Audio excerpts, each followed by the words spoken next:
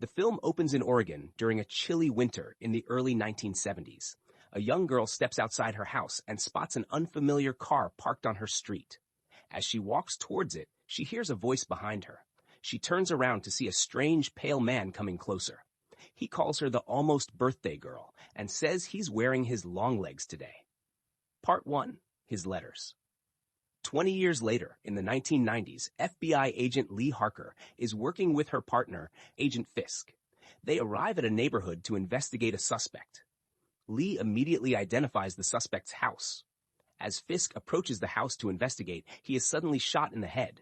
Reacting swiftly, Lee draws her gun and rushes into the house. Inside, she finds the suspect sitting at the end of his bed with his hands raised in surrender.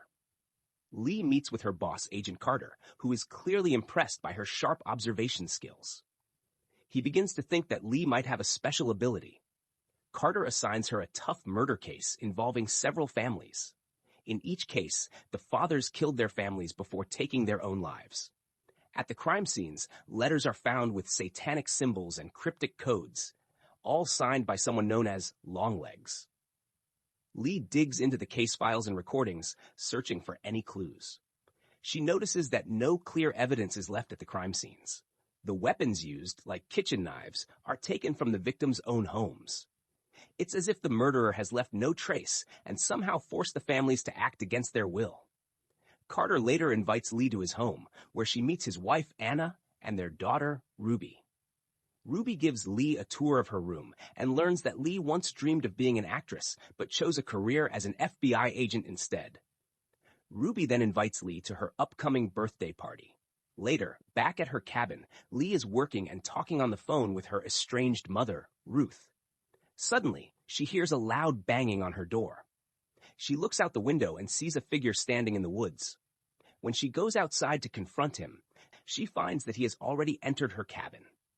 By the time she gets back inside, the figure is gone, but he has left an envelope behind. Inside the envelope is a note instructing Lee not to open it until January 14th. Part 2. All of your things. Lee opens the envelope and finds a birthday card with satanic symbols on it. The card has a message that says, "I stood upon the sand of the sea." Lee deciphers the symbols by matching them to Bible verses. The decoded message turns out to be a violent threat from Longlegs. The next morning, Carter brings Lee in to investigate another murder by Longlegs. He hands her a new letter, which she deciphers to reveal the message: down low, too slow. As with previous cases, the father is identified as the killer. Lee and Carter then find the decomposing body of one of the man's daughters. That night, Lee stays at the station to analyze all the letters from Longlegs. The following morning, she presents her findings to Carter. Lee explains that each murder occurred within 6 days of the daughters' birthdays, all on the 14th of different months. She notes that these murder dates form a triangle on a calendar, with one date clearly missing. Lee believes this missing date is when Longlegs will strike next. Although she keeps the letter she received from Longlegs to herself, she suggests to Carter that Longlegs might have accomplices helping with the murders. After discussing the letters, Lee and Carter investigate the Camera family, focusing on Carrie Ann, the only survivor of her father's murder spree because she was at school. They visit the Camera family farm and examine the barn where the murders occurred. Under the floorboards, they find a lifelike doll made to look like young Carrie Ann.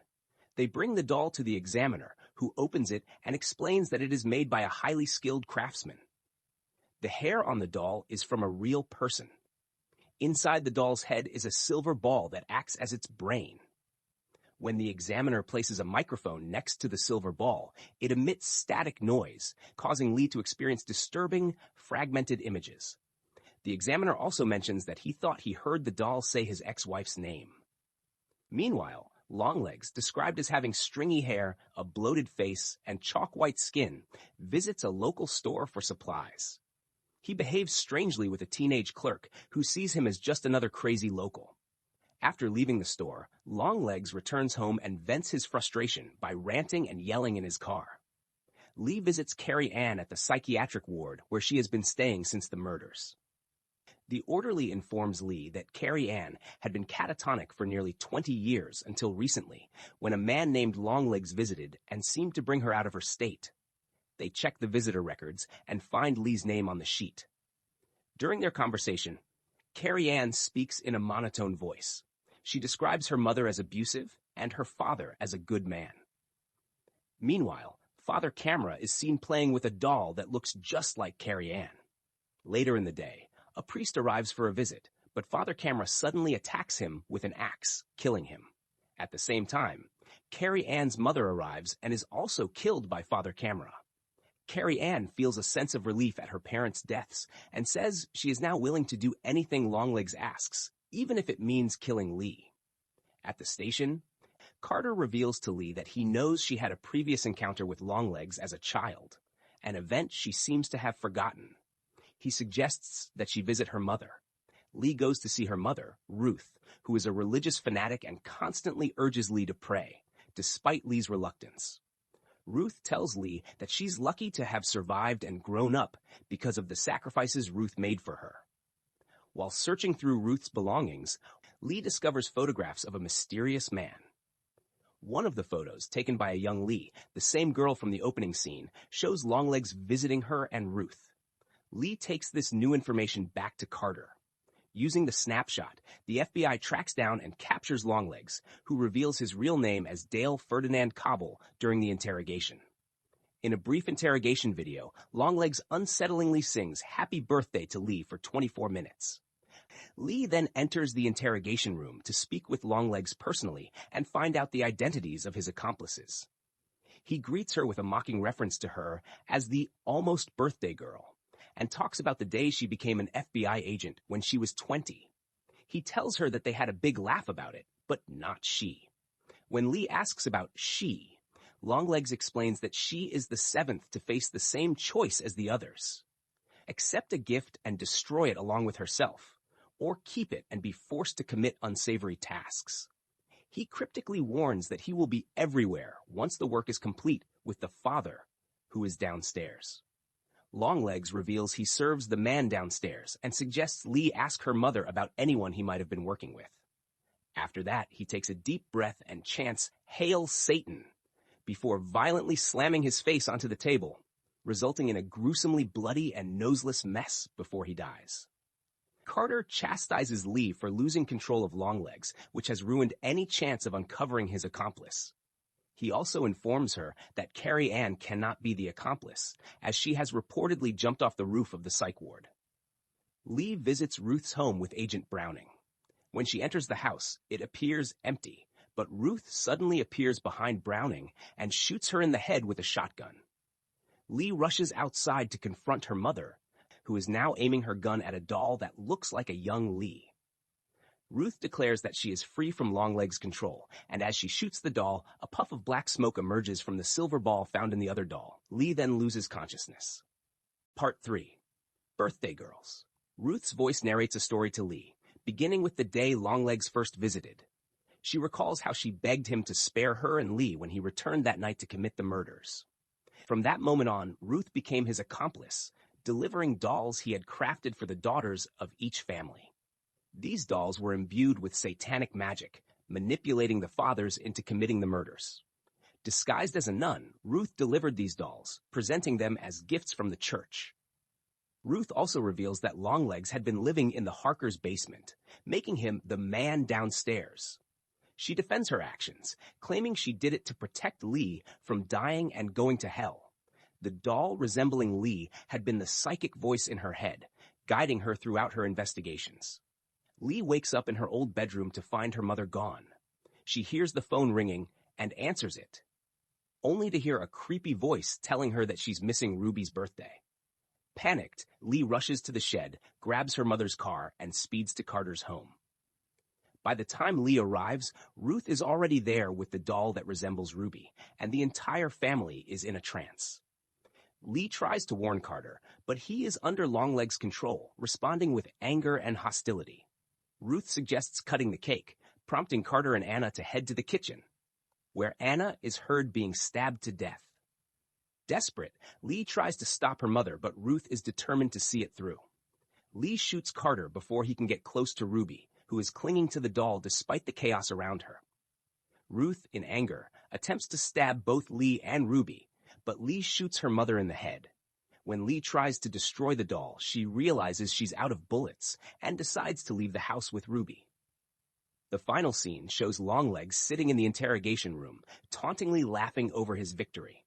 He ends with a chilling, "Hail Satan," and blows a kiss to the viewers. Now let's talk about the doll's construction and influence, which is the very source of the chaos. Here's a breakdown of the elements that you need to know to understand the movie story. Number 1, the doll's likeness to the daughter. Psychological attachment. The doll is crafted to look like the family's daughter, creating a psychological connection. The daughter feels an unexplained attachment to the doll, perhaps because it subconsciously represents her own image. This attachment makes the doll more effective at influencing her emotions and thoughts, making her cling to it despite the chaos around her. Number 2, human hair and the silver ball. Human hair. The doll's hair is real human hair, possibly taken from the daughter herself or another human being. In many magical traditions, using a person's physical remains, like hair, in a ritual can create a strong, sympathetic connection between the person and the object. This could be part of how the doll gains power over the family, especially the daughter. Silver ball and sound waves. The silver ball inside the doll is a magical and technological artifact. It emits sound waves at a frequency that is beyond the range of human hearing, but affects the brain. These sound waves could cause heightened emotions, paranoia, or hallucinations, leading the father and mother to lose their sanity. The daughter, being young and more resilient, is affected differently, resulting in her fixation on the doll rather than violence. Number 3, the doll maker's dark magic. Satanic rituals and imbuing the doll. The craftsman is not just a skilled doll maker, but a devout worshiper of dark forces. He performs a ritual that imbues the doll with a fragment of his malevolent energy or spirit. This ritual could involve chanting, symbols, and the sacrifice of a small animal or blood offering to bind his will to the doll. Fragment of the soul. By placing a piece of his soul or essence into the doll, the craftsman ensures that the doll has a will of its own, guided by his malevolent intent. This fragment of the soul is the source of the doll's power and its ability to manipulate the family members. Number 4, effect on the family. Mind manipulation. The sound waves from the silver ball influence the brain in a way that amplifies negative emotions, such as anger, jealousy, and fear. The father might start perceiving his wife as a threat or enemy due to these waves, leading to uncontrollable rage and eventually murder. Protecting the daughter.